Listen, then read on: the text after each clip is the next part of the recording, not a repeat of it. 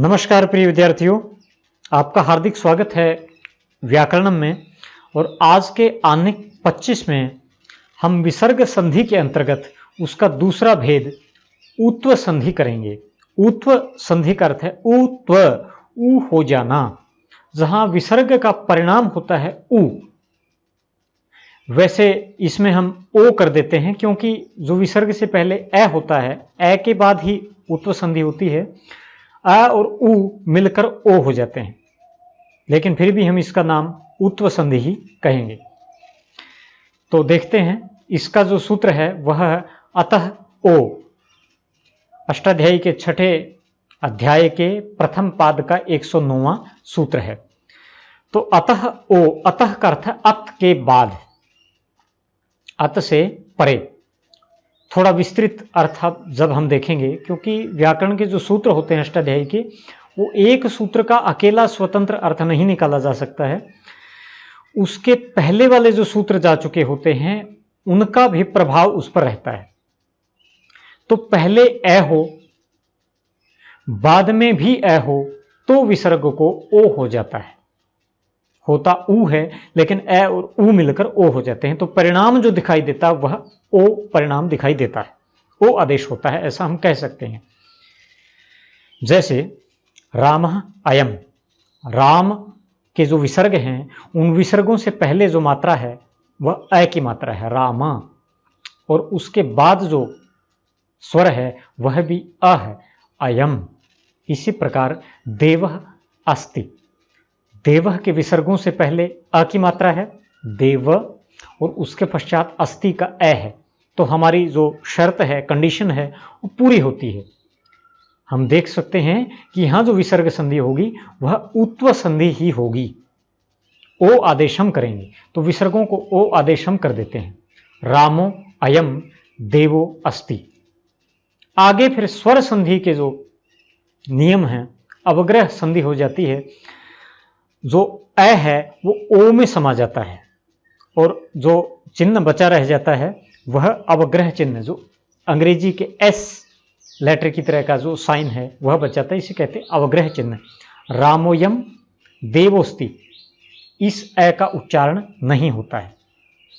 तो ऐसी अवस्था में विसर्गों को ओ हो जाता है और वह अ को खा जाता है, आप ऐसा भी कह सकते हैं। रामः अयम रामोयम देवः अस्ति देवोस्ति। सह अवदत् सोवदत्, एषः अस्ति एषोस्ति। सह अवदत् वह बोला, और एषः अस्ति यह है, मिलकर हो गया एषोस्ति। कह अपि, कोई भी। तो कोपी रूप इसका बन गया, क्योंकि विसर्गों को ओ हो गया और ओ ए को खा गया, ए उसमें समाहित हो गया, अवग्रह चिन्ह शेष रह गया जिसका उच्चारण नहीं होता, कोपी। मित्रों, हिंदी का जो कोई शब्द है, कोई भी नहीं आया, वह वाला कोई, वह इस कोपी का ही रूप है। नृपः अगच्छत्, राजा गया, राजा चला गया। नृपो गच्छत्, प के विसर्गों को ओ हो गया नृपो, और फिर ए उसमें समा गया, नृपो गच्छत्।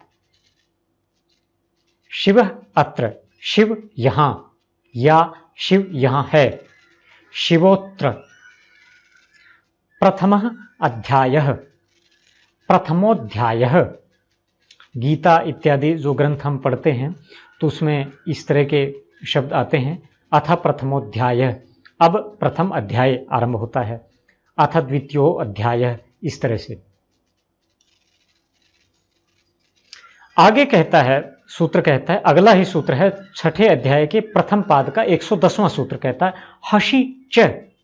हशी का अर्थ है हश प्रत्याहार के बाद च भी, च का अर्थ और, च का अर्थ भी है। और हश प्रत्याहार के बाद भी, हश होने पर भी। विस्तृत अर्थ अगर इस सूत्र का हम देखें तो इस प्रकार से होगा। पहला सूत्र तो काम कर ही रहा है, अतः ओ सूत्र तो काम कर ही रहा है। इसमें पहले ए हो और बाद में हश होने पर भी विसर्ग को ओ हो जाता है। अब ये हश प्रत्याहार क्या है, इसको हम एक बार देख लेते हैं। अयुण रिल रिक ए योंग अयौच, ये हमारे माहेश्वर सूत्र।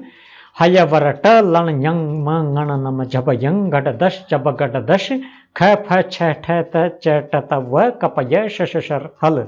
इनमें से अगर गणना करें हश की तो है से लेकर श तक की गणना करेंगे तो है य व र ल ञ म ङ ण न झ भ घ ढ ध ज ब ग ड द इतने वर्ण आ जाते हैं। अर्थात वर्गों के तृतीय वर्ण, चतुर्थ वर्ण, पंचम वर्ण, सभी अंतस्थ वर्ण य व र ल 4 अंतस्थ हैं और ह ये सब आ जाते हैं हर्ष प्रत्याहार में। तो अब हमारा जो अर्थ पूर्ण हुआ कि विसर्गों से पहले तो ए हो और बाद में इन वर्णों में से कोई भी वर्ण आ जाए तो भी विसर्गों को ओ आदेश हो जाएगा। हर्ष में सभी षघोष वर्ण आ जाते हैं। तो उदाहरण से हम देखेंगे, बालह गच्छति। बालह के विसर्ग से पहले ल ए की मात्रा है, अ बाल अ, और उसके पश्चात गच्छति में ग आ गया है। ग वर्ण वर्ग का तृतीय वर्ण होने के कारण कवर्ग का तृतीय है, क ख ग, तो हर्ष प्रत्याहार के अंतर्गत है, इसलिए विसर्गों को ओ आदेश हो जाएगा।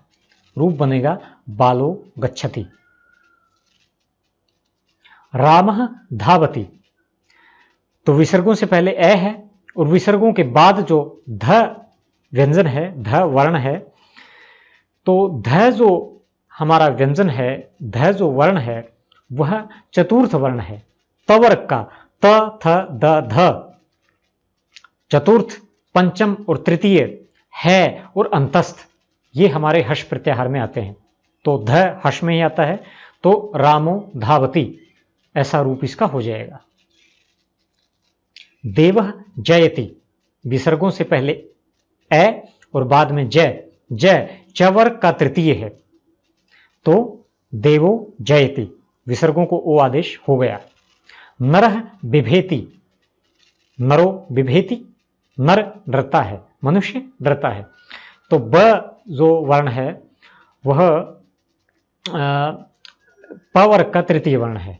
यह जो मात्रा आपको दिखाई दे रही है ब से आगे आई हुई, वास्तव में इसका उच्चारण तो बाद में ही होता ना। कैसे बोलेंगे? बी, पहले तो ब बोलेंगे, ई बाद में बोलेंगे। ये तो हिंदी का लिखने का जो इसका एक अपना पैटर्न है, एक स्टाइल है कि ये मात्रा, छोटी मात्रा ई की आगे से घूमकर आ जाती है, मात्रा पीछे ही मानी जाएगी, तो विसर्गों के बाद ब ही माना जाएगा। नरो बिभेति। कह याति, कौन जाता है, तो यह अंतस्थ व्यंजन है, तो हर्ष प्रत्याहार में वर्गों के तृतीय, चतुर्थ, पंचम, अंतस्थ और है आते हैं, तो को याति ऐसा रूप हो जाएगा। सूर्य लीयते, तो लय भी अंतस्थ व्यंजन होने के कारण सूर्यो लीयते, सूर्य लय होता है या सूर्य छिपता है। बालः हसति, तो ह आ गया, है भी हर्ष प्रत्याहार में है, तो बालो हसति। वीरः रक्षति, वीर रक्षा करता है, तो वीरो रक्षति। रक्षति का जो र है वह भी अंतस्थ व्यंजन होने के कारण हर्ष प्रत्याहार के अंतर्गत ही आता है, तो वीरो रक्षति रूप बन जाएगा। आगे कुछ अपवाद हैं, थोड़े से अपवाद हैं, बस गिने चुने ही। इनमें उत्व संधि नहीं होती, वास्तव में रुत्व संधि होती है। होनी चाहिए थी उत्व संधि, ओ होना चाहिए था, लेकिन नहीं, र होगा। उनको देख लेते हैं, बहुत थोड़े से शब्द हैं, मुख्य रूप से आ ही जाएंगे। प्रातः अद्य, प्रातः सुबह, अद्य आज, आज सुबह, तो प्रातो अद्य होना चाहिए था, लेकिन नहीं, विसर्गों को र आदेश हो गया, प्रातर अद्य। और फिर र का जो हलंत र है उसमें ए की मात्रा लगने से रूप बन गया प्रातरद्य, आज सुबह। स्वः गतः, स्वः का अर्थ है स्वर्ग और गतः गया हुआ, स्वर गतः, स्वर्गतः स्वर्ग में गया हुआ। पुनः अपि, दोबारा भी, पुनरअपि, पुनरअपि, पुनः भी, दोबारा भी। तो मित्रों, ये हमने उत्व संधि देखी।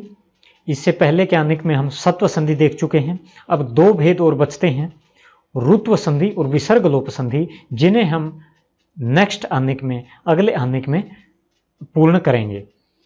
तो अगर आपने अभी तक इस चैनल को सब्सक्राइब नहीं किया है तो इसे तुरंत सब्सक्राइब कर लें, ताकि आपको जो हमारे नोटिफिकेशंस नियमित रूप से प्राप्त होते रहें। और केवल सब्सक्राइब करने से आपको नोटिफिकेशन प्राप्त नहीं होता है, आपको नई वीडियो आने की सूचना प्राप्त नहीं होती है। जब तक आप बेल आइकन को स्ट्राइक नहीं करेंगे तब तक ऐसा नहीं होता है। तो अभी बेल आइकन को भी स्ट्राइक कर लें और सब्सक्राइब कर लें। मिलते हैं अगले आनेक में, तब तक के लिए नमस्कार। जय भारत, जय भारती।